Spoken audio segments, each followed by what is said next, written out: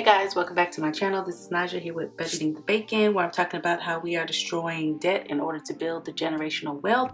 And today I'm just going to do a check-in with you guys regarding the 2023 goals to see if we are on track and where we are with certain specific things. Now, I say we, but these pretty much are goals that I set in place for myself for the beginning of the year. And I do like to try and follow up and see and make sure that I'm on the right track with these. I probably should do that like every 3 months, but you know what? Here we are at the 6-month mark, and I think that we're doing pretty good considering. Okay, so we're gonna go ahead and get into this video. If this is something that you seem to enjoy, that you want to follow along with, definitely go ahead and stay tuned.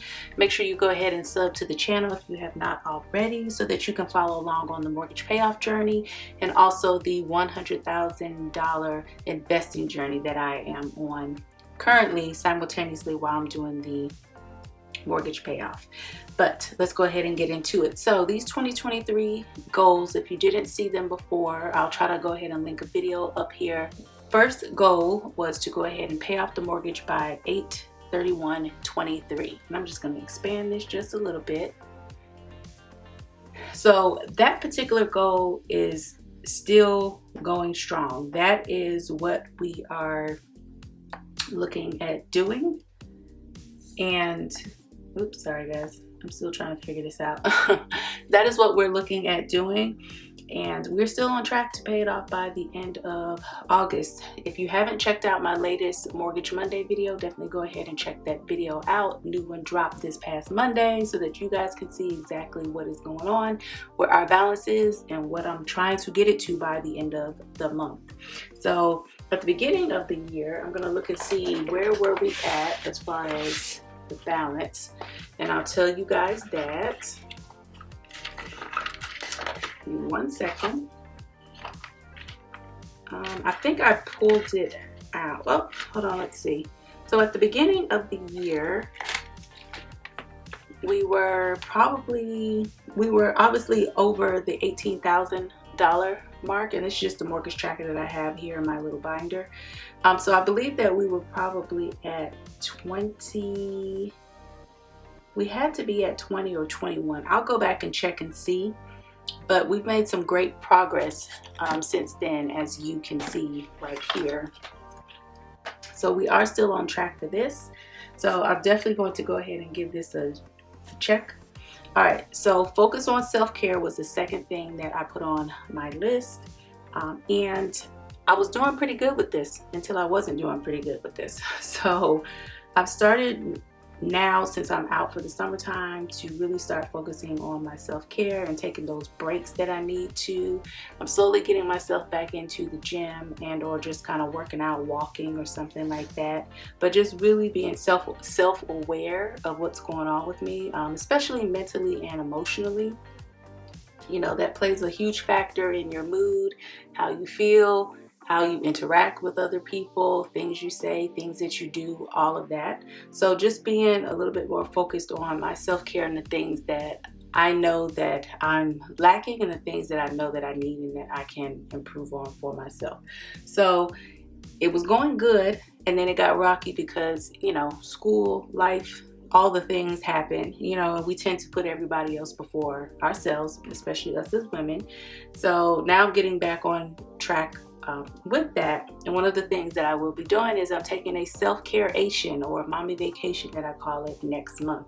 So that will help me definitely go ahead and recharge, and so that I can be a better version of me when I get back.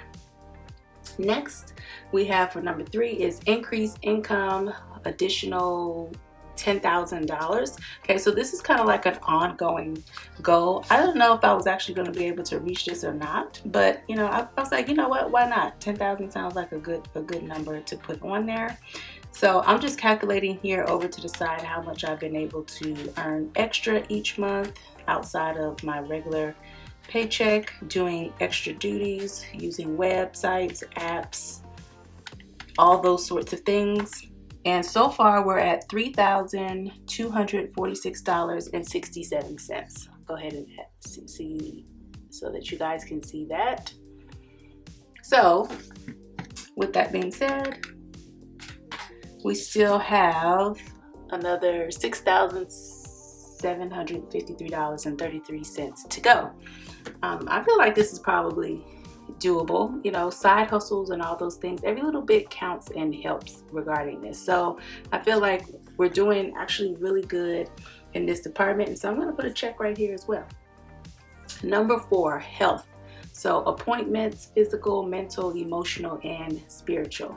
Now I'm going to say that all the appointments that I have scheduled, I've scheduled them for the summertime because that's just the easiest time for me to be able to do it, with the exception of a couple appointments that I have to do. So when I say appointments, I'm talking about yearly exams, women wellness exams, eye exams. I still need to do my dental exam. That's one that I have not scheduled.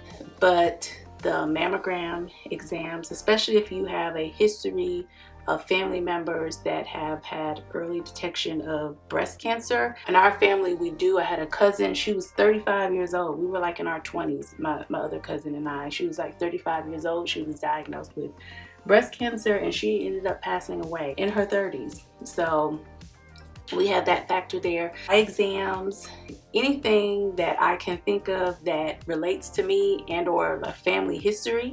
And I know sometimes with the family history, it doesn't have to be your destiny or your history, but you are a little bit more predisposed to having those types of things, especially if you know what's going on in your family history. So if you don't know what things may be going on with your family members, you know, maybe start asking some of the elders in your family or just some of the other family members so that you can get a gauge of what's going on. So for me, I just try to make sure that I do all of my exams during the summertime if I can, and some during the regular year that needs to be done. So we're going to go ahead and put down here because I have several that are scheduled out for June and July.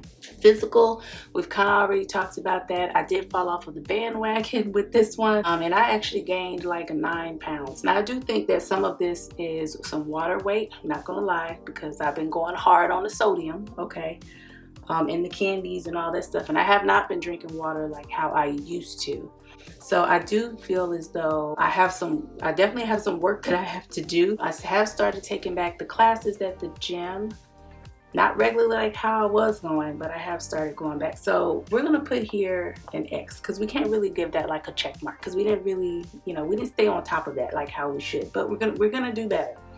Mental, again, that goes back to the self-care and making sure that you're well emotionally. I do take supplements which help to lower my anxiety, as well as I try to make sure that I get somewhat of enough sleep because that is important. Also, if you don't get enough sleep, there's bound to be some type of irritability going on.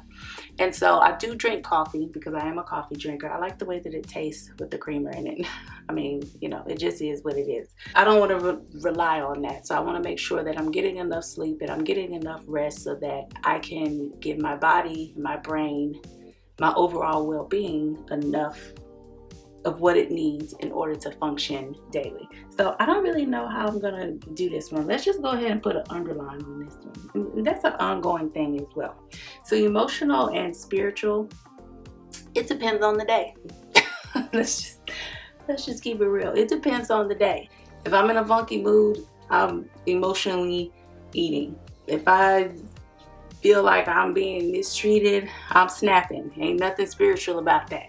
You know, and I'm just gonna let it be known, don't mess with me today. You know, so this is like a work in progress for me too, the emotional and spiritual side. And I think that, you know, some people try to play it off and, you know, make it seem like, oh, everything is great. No, everything is not great all the time. You know what I'm saying?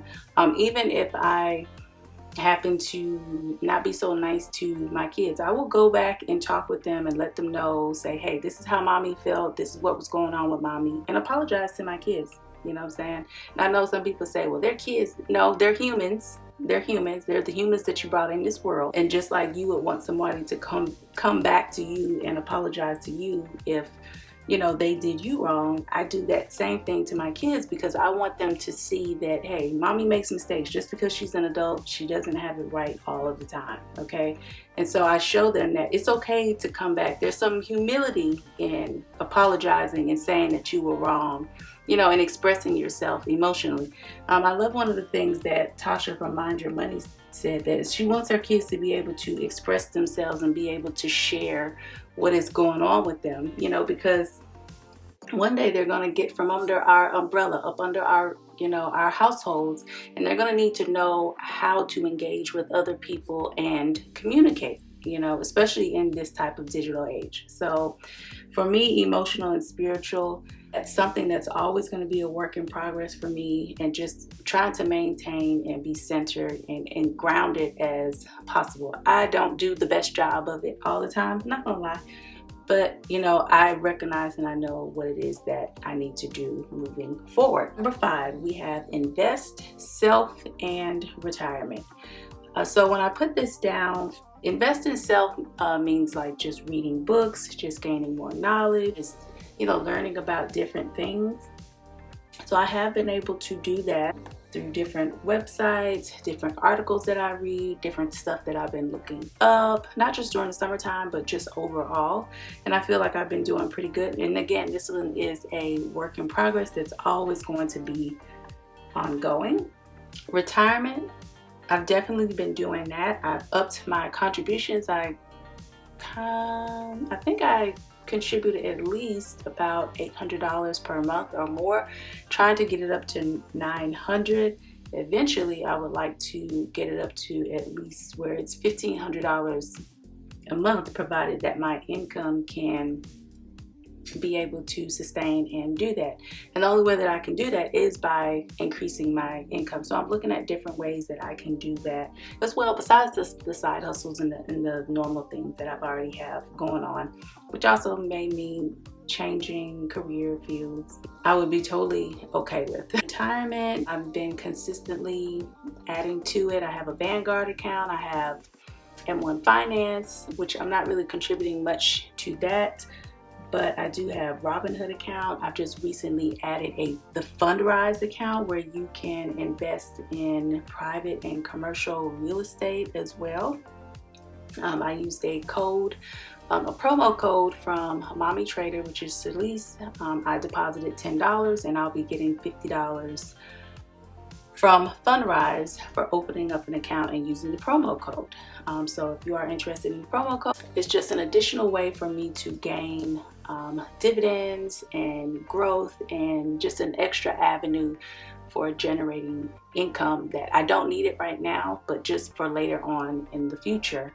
I've also opened up a Fidelity account in which I deposited $50 and I should be getting $100 from Fidelity. Another thing that I've done is I've opened up an UTMA account for my youngest son, KD, and I've invested in McDonald's for him because I was saving up my my K-Bucks for him. And then also I opened up a teen youth account with Fidelity for my oldest.